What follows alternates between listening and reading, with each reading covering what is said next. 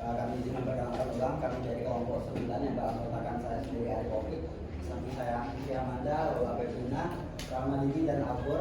Ini kami akan setelah melakukan diskusi kurang lebih beberapa minggu, kami akan membahas mengenai slide awal.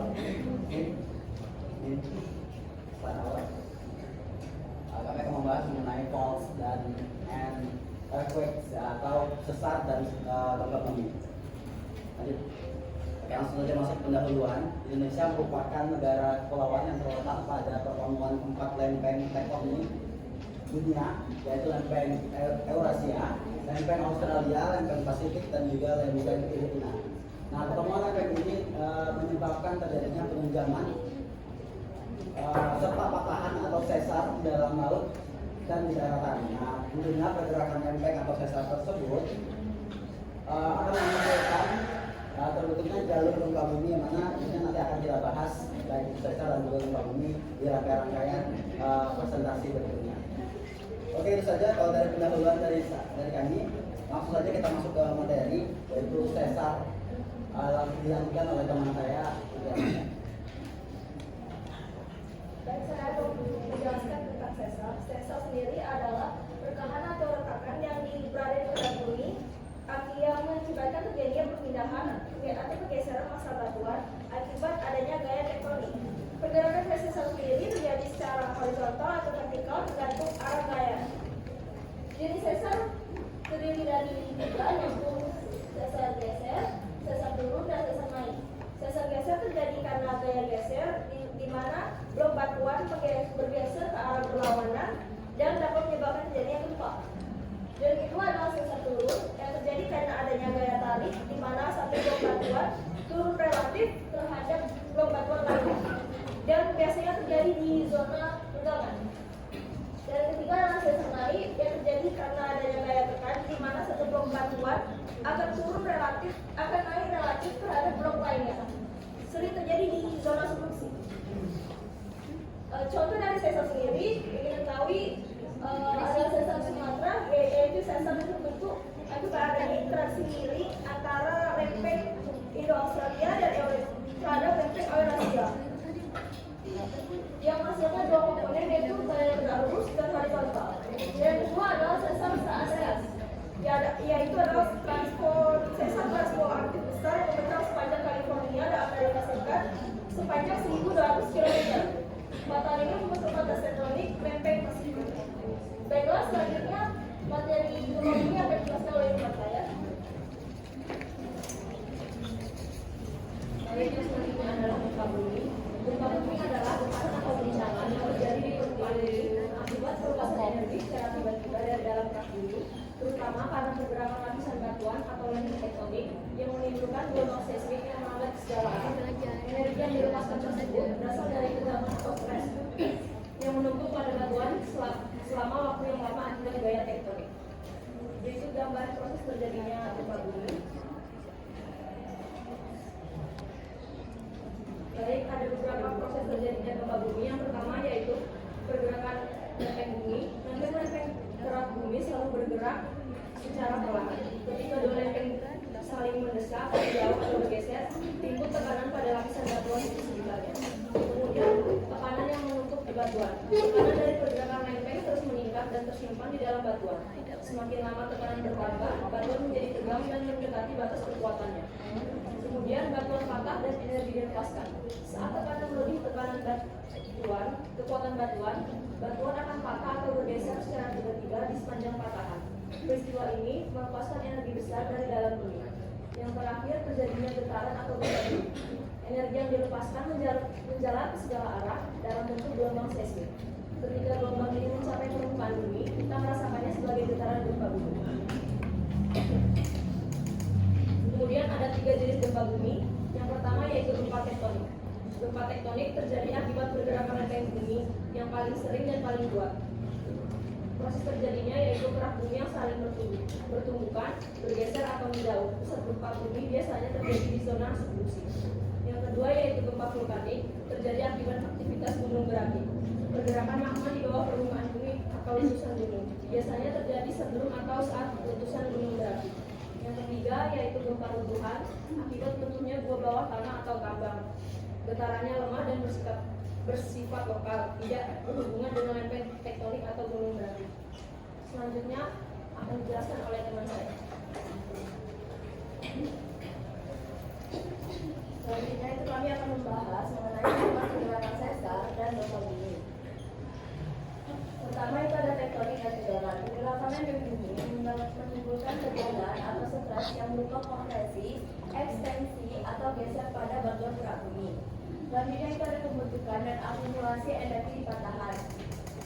Batuan akan mengalami deformasi elastis dan energi elastis tersebut akan tersimpan di sekitar patahan. Kemudian saat energi elastisitas terlampaui, batuan tersebut akan ruptur. Energi dilepaskan secara mendadak sehingga terjadinya gelombang seismik. Kemudian lanjut lagi ke gelombang seismik tersebut akan merambat dari hipocentrum yang berupa titik awal gempa ke epicentrum yang merupakan titik pusat gempa sehingga menimbulkan getaran yang dinamakan gempa bumi di permukaan. Tentunya hubungan pergerakan sesar dan gempa bumi ini sangat erat karena pergerakan sesar ini yang terjadi secara tiba-tiba merupakan penyebab utama dari gempa bumi tektonik. Selanjutnya akan dijelaskan oleh teman kami Alvin. Baik ya, terima kasih sebelumnya kepada Rahman ini. Materi selanjutnya itu ada kesimpulan. Nah, kesimpulan yang dapat kami ambil dari penyampaian materi kami. Yang pertama itu Indonesia terletak pada pertemuan pas lempeng dunia, sehingga Indonesia menjadi wilayah yang aktif secara geologis dan rawan terjadinya gempa. Nah, kemudian ada sesar. Sesar merupakan patahan, rekahan yang terjadi di kerak bumi. Tempat terjadinya pergeseran batuan yang disebabkan oleh adanya gaya tekan, gaya tarik maupun gaya geser. Nah, tekanan tersebut yang tersimpan secara terus-menerus di sesar akan menyebabkan terjadinya batuan patah secara tiba-tiba dan melepaskan energi dalam bentuk gelombang seismik. Nah, jadi sesar merupakan atau memiliki peran yang sangat penting sebagai jalur utama terjadinya gempa bumi tektonik di permukaan bumi. Dan mungkin sekian ya presentasi dari kelompok kami. Apabila tentunya kalau ada kekurangan kami mohon maaf. Kita sama-sama belajar. Kami siap menerima saran, kritikan dan pertanyaan dari teman-teman. Saya kembalikan kepada moderator. Baiklah teman-teman, itu tadi adalah presentasi dari kelompok 9. Selanjutnya kita buka sesi tanya jawab yang pertama. Nah, untuk sesi pertama ini cepat-cepatan angkat tangan ya. Dalam hitungan 1, 2, 3 langsung angkat tangan. Belum, sabar. 1, 2, 3. Adi, Tia, sama Selvi. Saya Adi Mentara NPM 7 dari kelompok 12. Jadi materinya ini kan patahan sama gempa bumi. Patahan dan gempa bumi ini kan biasanya kita ketahui kalau itu produk hasil dari pergerakan lempeng itu sendiri. Jadi bagaimana pergerakan lempeng ini terus terjadi, kemudian apabila pergerakan lempeng ini tidak terjadi lagi, apa dampak negatif dan dampak positifnya bagi bumi kita? PDD. Uji PDD. Perkenalkan, saya Markia dari kelompok 3. Tadi kan proses terjadinya gempa itu kan sebagai akumulasi tegangan di batuan hingga batas kekuatannya itu terlampaui. Jadi dia melepaskan energi sebagai gelombang seismik. Pertanyaannya, bagaimana teknologi saat ini tuh dapat secara efektif mengukur peningkatan tegangan di sepanjang patahan aktif? Dan apa batasannya dalam memprediksi waktu terjadinya pelepasan energi atau gempa bumi tadi? Assalamualaikum warahmatullahi wabarakatuh. Saya Sally Apriani, perwakilan dari kelompok 1. Saya ingin bertanya, tolong jelaskan mengapa pertemuan antara lempeng Indo-Australia dan Eurasia di Sumatera disebut oblique subduction. Baik ya, izin pada kawan-kawan, terutama Adi ya, bagi yang bertanya. Pertanyaannya tadi, mengapa pergerakan lempeng bisa terus terjadi? Terus apa akibatnya jika pergerakan lempeng tersebut berhenti? Nah, jadi mungkin kalau dibilang dua pertanyaan bisa jadi ya. Jadi saya jawab yang pergerakan lempeng apa terus terjadi. Nah, pergerakan lempeng itu terus terjadi itu dikarenakan pada bumi kita ini terdiri dari panas dan dingin. Nah, kemudian karena adanya panas dari dalam bumi, khususnya dari inti core dan mantel, proses seperti ini, panas dari inti bumi menyebabkan material di mantel mengalir secara perlahan atau biasanya kita sebut sebagai konveksi. Nah, kemudian arus konveksi ini mendorong dan menarik lempeng litosfer atau kulit bumi bagian luar sehingga lempeng terus bergerak. Kemudian gerakan ini bisa berupa divergen seperti lempeng saling menjauh. Contohnya di sini ada Mid Atlantic Ridge. Kemudian ada konvergen, lempeng yang saling bertumbukan, contohnya Himalaya, dan transform, lempeng yang saling bergesekan. Nah, intinya di sini pergerakan lempeng itu pasti terus terjadi di permukaan bumi karena adanya arus konveksi yang disebabkan oleh adanya panas dan dingin. Kemudian kalau pergerakan lempeng tidak terjadi di bumi lagi, akibatnya itu sangat besar. Yang pertama, tidak ada aktivitasnya vulkanik, di mana yang kita ketahui aktivitas vulkanik itu sangat berhubungan erat dengan pergerakan lempeng ya. Kemudian tidak terbentuk pegunungan. Terus tidak ada pembaruan kerak, siklus karbon terganggu, dan gempa bumi berhenti. Saya akan menjawab pertanyaan dari Seni. Kenapa pertemuan antara lempeng di Australia dan Asia di Sumatera disebut dengan altitude subduction? Karena arah tumpuan kedua lempeng tersebut tidak tegak lurus, melainkan miring atau disebut dengan altitude, yaitu komponen tegak lurus, subduksi, dan horizontal yang menyebabkan sesar Sumatera. Yang menyebabkan sesar utama sesar Sumatera. Ya, izin mengulang pertanyaannya.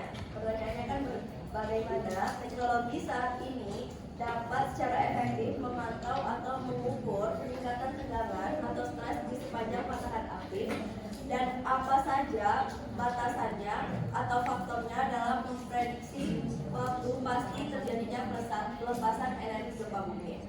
Saya mulai dari teknologi yang akan mengukur prediksi gempa bumi ini. Teknologi yang digunakan itu ada berupa sistem GNSS atau GPS, yang dimana itu berfungsi untuk mengukur pergerakan tanah horizontal dan vertikal, namun dayanya sangat kecil, tegangannya pun secara berkelanjutan. Selanjutnya itu ada juga teknologi yang bernama INSAR, Interferometric Synthetic Apparatus Radar, yang berupa teknik satelit yang akan memetakan perubahan-perubahan tanah di area yang luas. Perubahan tanah energi ini akan melihat energi mana yang sedang menumpuk di sepanjang patahan. Kemudian lanjut lagi itu ada alat yang namanya seismometer, yang dimana berfungsi untuk membantu atau memantau aktivitas gempa mikro atau pergerakan hening yang mungkin menandakan peningkatan tegangan atau tekanan sehingga akan adanya gempa bumi. Kemudian lanjut faktor yang akan menghambat adanya gempa bumi ini. Kenapa nggak bisa diprediksi secara tepat? Itu ada pun faktornya, yakni adanya heterogenitas batuan, yang dimana kekuatan batuan di sepanjang patahan ini sangat bervariasi, sehingga titik kritis atau batas kekuatan batuan ini tidak dapat ditentukan secara pasti. Kemudian selanjutnya itu ada mekanisme pelepasan energi, yang dimana energi tersebut tidak selalu dilepaskan melalui gempa-gempa besar, melainkan akan adanya gempa-gempa kecil yang membuat proses pelepasan tegangan menjadi kompleks sehingga sangat sulit untuk diprediksi. Selanjutnya itu ada waktu kegagalan. Meskipun laju akumulasi tegangan dapat diukur dengan teknologi-teknologi yang canggih, namun tidak ada sinyal prekursor yang sangat andal dan belum dapat ditemukan, sehingga belum dapat tahu kapan terjadinya bantuan tersebut akan patah atau akan terjadinya gempa bumi. Berikut penjelasan yang sudah saya jelaskan. Apakah Dalam hitungan ketiga katakan ya guys semuanya. 1, 2, 3. Oke, istrinya Dinda sama Dewa. Baik, Assalamualaikum warahmatullahi wabarakatuh. Waalaikumsalam warahmatullahi wabarakatuh. Sebelumnya perkenalkan, saya Dinda Pramudia Putri dengan NPM 05. Izin bertanya, tadi menarik sekali kita membahas mengenai pergerakan lempeng lalu dihubungkan dengan gempa bumi. Nah, seperti yang kita ketahui kan teman-teman, gempa bumi kan emang terjadi tadi akibat pergerakan lempeng. Namun kan pergerakan lempeng ataupun yang sering disebut dengan sesar itu kan ada berbagai jenisnya kan, berbagai macamnya. Nah, apakah di setiap jenis pergerakan lempeng ataupun jenis sesar itu mengakibatkan gempa bumi atau ada faktor-faktor lain yang menyebabkan sesar aktif itu menyebabkan gempa bumi? Itu saja, terima kasih. Baik, perkenalkan nama saya Misnya Octavia Sari, NPM 9. Langsung saja ke pertanyaan. Di sini saya ingin bertanya, jelaskan prinsip kerja array seismik dalam menentukan arah datang dan kecepatan gelombang, serta bagaimana kesalahan pemodelan kecepatan mempengaruhi hasilnya. Assalamualaikum warahmatullahi wabarakatuh.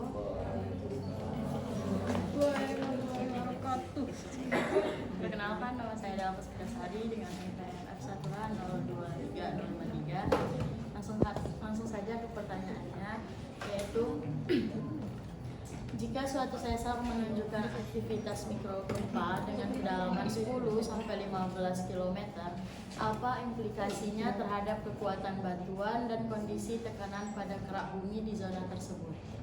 Iya, terima kasih juga Dinda sudah bertanya, sudah menghidupkan diskusi dari kelompok kami. Oke, pertanyaannya tadi, apakah setiap kita sama-sama tahu sesar itu merupakan penyebab utama dari terjadinya gempa bumi yang secara tiba-tiba ya kan? Apakah sesar ini merupakan salah satu penyebab gempa bumi kira-kira apakah ada faktor lain yang menyebabkan sesar menyebabkan gempa bumi? Oke, yang pertama memang tadi seperti kata kuncinya tadi, sesar merupakan salah satu faktor yang menyebabkan gempa bumi. Tapi sesar tidak setiap sesar tidak semua menyebabkan gempa bumi, tergantung dengan faktor-faktor pendukung lainnya. Oke, faktor pendukungnya apa? Yang pertama itu kita melihat tingkat keaktifan sesarnya. Tingkat keaktifan sesarnya ini berpotensi menimbulkan gempa bumi. Sedangkan kita itu ada sesar aktif dan sesar yang mati ya gitu kan. Kalau sesar aktif itu masih menerima gaya tektonik, sedangkan yang mati tidak lagi menerima tekanan. Nah, itu tergantung, kalau misalkan masih aktif itu bisa menyebabkan gempa bumi, kalau tidak aktif lagi tidak bisa menyebabkan. Terus ada lagi faktornya itu kekuatan dan jenis batuan. Nah, batuan keras seperti granit lebih mampu menyimpan energi elastis sebelum patah sehingga menghasilkan gempa besar. Sebaliknya, batuan yang lunak atau lempung mudah meluncur tanpa banyak energi sehingga gempanya lemah. Oke, terus kedalaman sumber sesar juga menjadi salah satu faktor atau hiposentrumnya ya. Kalau sesarnya di kedalaman yang dangkal dari 0 sampai 70 km bakal adanya gempa bumi yang terasa kuat. Sebaliknya, kalau misalkan sesarnya lebih dalam atau lebih dari 300 km menghasilkan gempa yang getarannya lebih relatif yang lebih rendah dan tidak terlalu besar. Terus faktor lainnya itu ada kecepatan akumulasi tegangan. Nah, semakin cepat gaya tektonik menekan, semakin cepat pula energi terkumpul dan potensi gempa meningkat. Seperti kata kuncinya tadi, sesarnya tiba-tiba. Gitu kan? Oke, untuk kesimpulan singkatnya, jadi tidak semua sesar menyebabkan gempa bumi, tapi sesar merupakan salah satu penyebab gempa bumi. Terima kasih. Terima kasih kepada Arif yang sudah menjawab pertanyaan dari Dinda. Selanjutnya,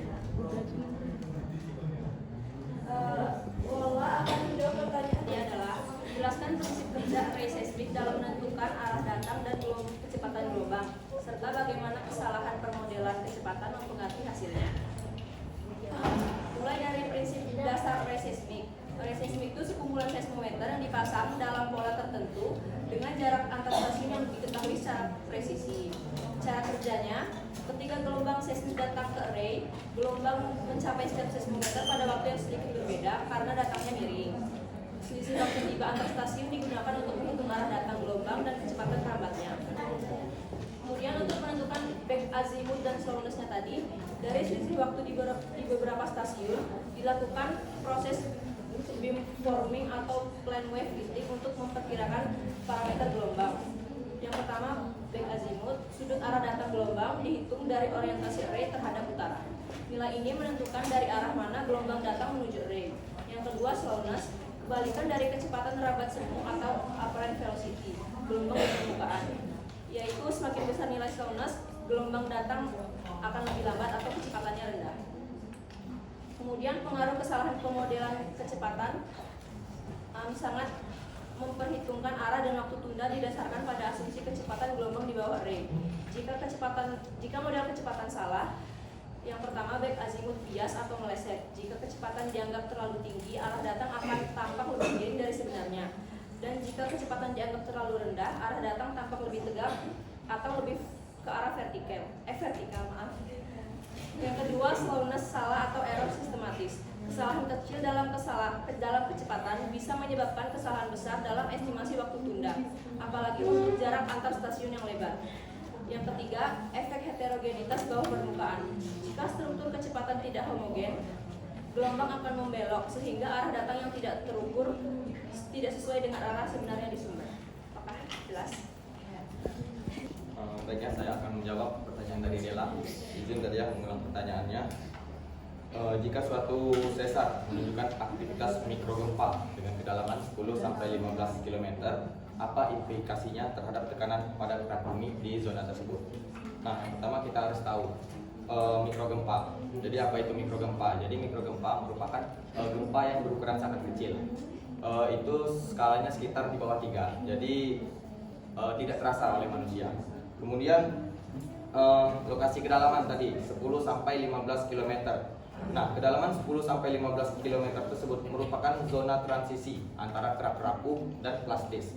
Nah, apa akibatnya? Jika bagian atas itu kurang dari 10 km, batuannya relatif rapuh dan mudah patah. Kemudian bagian yang lebih dalam itu lebih besar dari 15 km. Tekanan dan suhu tinggi, batuan mulai melunak atau plastis dan deformasinya bersifat lambat. Jadi, jika kedalaman 10 sampai 15 km adalah zona optimal untuk gempa tektonik. Nah, karena di situ tegangan tektonik maksimal terkumpul. Kemudian batuan masih cukup rapuh untuk patah, tapi tekanan dari atas cukup besar untuk menyimpan energi elastik yang tinggi. Nah, apa implikasinya terhadap tekanan di zona tersebut? Nah, yang pertama itu ada tegangan atau stres. Berarti menandakan tegangan dan stres tersebut sedang aktif dan terus meningkat. Mikrogempa menunjukkan batuan sedang mengalami deformasi kecil secara terus-menerus. Artinya, energi elastik sedang dibebaskan sebagian kecil. Nah, kemudian di sini ada zona sesar yang masih hidup atau aktif. Aktivitas mikrogempa menandakan sesar belum mati secara geologis. Kemudian batu di sekitar bidang patahan masih bergerak relatif satu sama lain, menyesuaikan akumulasi tegangan dari permukaan lempeng. Kemudian ada distribusi tekanan yang tidak merata. Jika mikrogempa terkonsentrasi di kedalaman tertentu, misalnya yang disebutkan tadi 10 sampai 15 km, berarti tekanan di atasnya masih terkunci. Terus lapisan atas belum pecah sehingga energi menumpuk di kedalaman tersebut. Dan yang terakhir kemungkinan zona pelumas di bawah sesar. Kadang mikrogempa di kedalaman tertentu juga menunjukkan adanya, yang pertama itu adanya zona fluida, air, CO2 atau magma yang mempengaruhi tekanan pori batuan. Kemudian fluida ini bisa mengurangi kekuatan gesek sesar, memicu pelepasan mikrogempa lebih sering. Bagaimana dari Dela? Membuka sesi pertanyaan yang ketiga. Dalam hitungan ketiga, angkat tangan ya guys. 1, 2, 3. Mei, Nadia sama Kak Tera. Baik, terima kasih. Perkenalkan, nama saya Elizabeth Mei Agrinanda Tamunan. Izin bertanya kepada kelompok yang presentasi. Jadi sebelumnya mohon diklarifikasi, di kesimpulan itu dibilang pertemuan 4 lempeng. Setahu saya sejauh ini Indonesia itu pertemuannya 3 lempeng. Kemudian untuk pertanyaannya, apakah ada spesifikasi yang membedakan gempa yang diakibatkan oleh pertemuan 3 lempeng tektonik di Indonesia? Karena secara tidak langsung kan, secara teori Indo-Australia itu bergerak di Sumatera, Jawa, Kalimantan, Sulawesi. Eurasia itu bergerak dari selatan ke arah utara dan Pasifik itu bergerak di timur. Jadi apa yang membedakan spesifikasi gempa seperti apa yang membedakan dari pergerakan 3 lempeng tersebut di Indonesia? Terima kasih. Izin untuk kelompok 9, kenapa nama saya Nadia Ramadhani, izin bertanya. Kan Indonesia terletak pada pertemuan 4 lempeng tektonik dunia sehingga menjadi wilayah yang sangat aktif secara biologis dan rawan terhadap gempa bumi. Pertanyaannya, apakah pernah terjadi gempa besar akibat adanya pertemuan 4 lempeng tektonik tersebut? Nah, izin bertanya untuk kelompok yang sedang berpresentasi. Saya mau bertanya, tadi dikatakan kalau gempa bumi itu tidak hanya diakibatkan oleh sesar, oleh sesar. Nah, sesar itu juga tadi ada sesar aktif dan tidak aktif juga. Nah, yang saya ketahui bahwa sesar yang aktif itu tadi dikatakan tidak mengakibatkan gempa. Tolong dibenarkan ya kalau salah. Tidak mengakibatkan gempa dan tidak aktif tidak. Nah, yang saya ketahui ada beberapa sesar yang aktif, tetapi tidak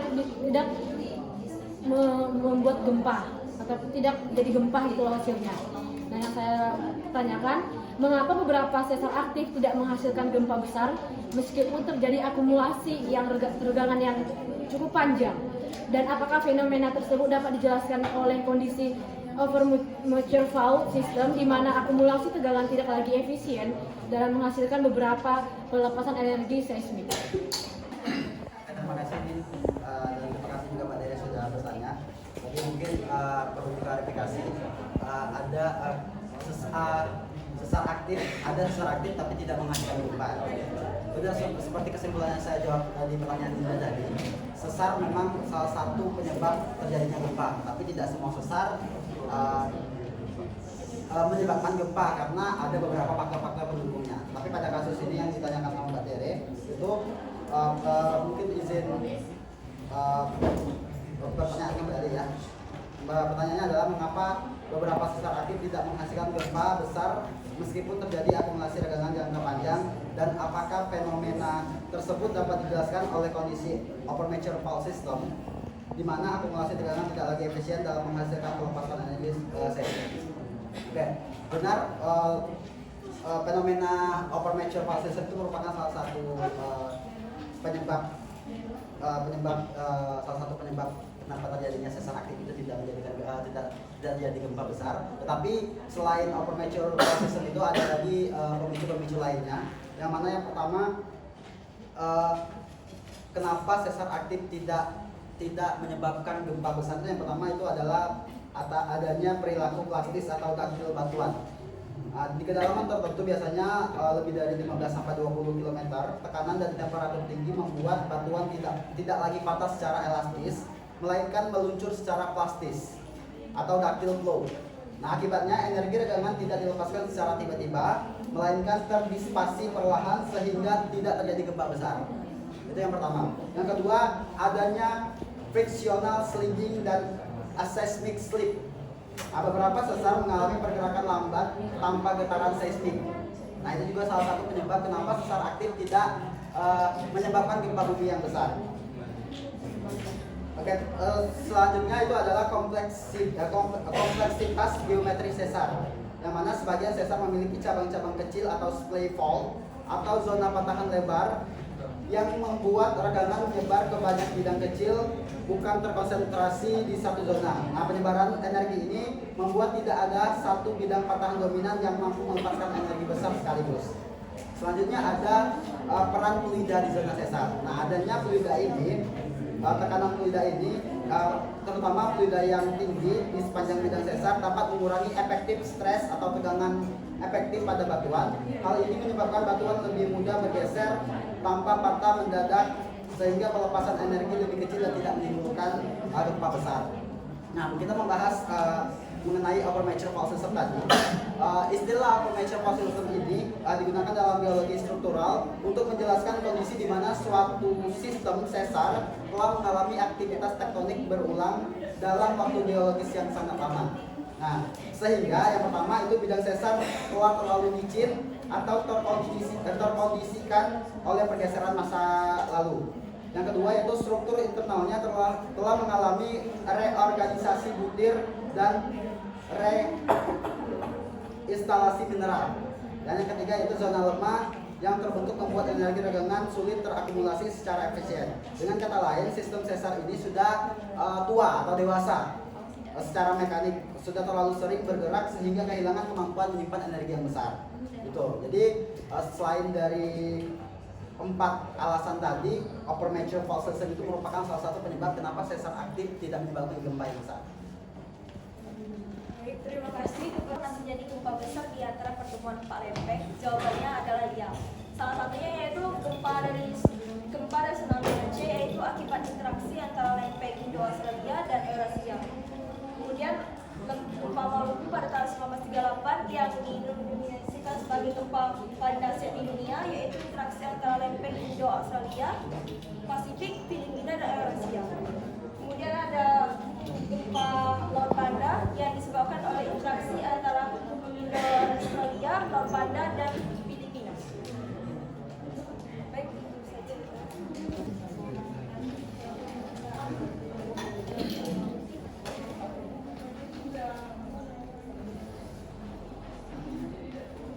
Sebelumnya izin menjawab ya, Mei. Benar, memang lempeng yang biasa kita kenal itu ada 3 lempeng. Namun ternyata sebenarnya itu di Indonesia lempeng kita itu ada 4. Satu lagi itu lempeng Filipina. Kenapa kita biasanya mengenal itu 3? Karena lempeng yang keempat yang berupa lempeng Filipina itu sangat kecil dan merupakan bagian kecil dari sistem Pasifik. Dia tuh karena masih jatuh ke arah lempeng Pasifik dan anak dari lempeng Pasifik ini, makanya sering jarang disebutkan. Dan adapun spesifikasinya untuk keempat lempeng ini yang berdasarkan pertama itu dari komposisi keraknya. Komposisi kerak dari lempeng Indo-Australia itu sebagian besar berasal dari kerak samudra yang relatif muda di bagian selatan Indian Ocean. Kalau Eurasia itu kerak benuanya lebih tebal dibanding kerak Indo-Australia. Kalau yang Pasifik itu komposisi keraknya, kerak samudranya sangat tua dan padat, bentuk wilayahnya cenderung tenggelam ke dalam lempeng lain. Sedangkan karakteristik dari lempeng Filipina itu lempeng samudranya kecil sampai menengah dan sangat kompleks, sering bermetamorfosis karena adanya penekanan multi arah. Adapun usia kerak, densitasnya, kerak samudra itu akan lebih tua dan lebih dingin serta lebih padat. Biasanya itu ada di lempeng Pasifik dan lempeng Filipina. Kalau untuk tipe batasan yang dominan itu lempeng Indo-Australia, Eurasia itu lebih dominan konvergen atau subduksi. Contohnya itu ada di Sunda Trench di barat daya. Kalau Pasifik itu local plates, subduksinya dengan rollback-nya itu sering terjadi. Kalau untuk Filipina, lempeng Filipina itu campuran dari subduksi, transform, dan microplate deformation. Nah, jadi diulangi sebenarnya lempeng itu ada 4 ya, tapi yang satunya ini ya Filipina jarang dianggap karena sangat kecil dan ini sedikit menjatuh ke arah lempeng Pasifik. Apakah sudah bisa dimengerti, Mei? Mungkin memang betul lempeng Filipina ini kecil, namun dalam beberapa kasus seperti sesar mungkin bisa kita tekankan bahwa pada pergerakan lempeng tektonik itu yang utama adalah 3.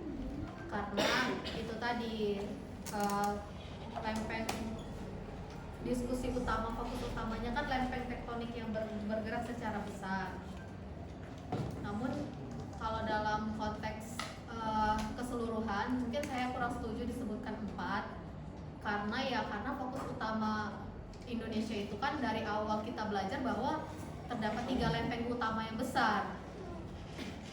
Mungkin itu aja sih tanggapan dari saya, Mas. Terima kasih kepada Dini yang sudah menjawab pertanyaan dari Dini. Masih ada yang mau bertanya? Sepertinya tidak ada lagi yang mau bertanya. Tidak. Terima kasih untuk kelompok yang sudah presentasi hari ini. Tepuk tangan dulu, guys.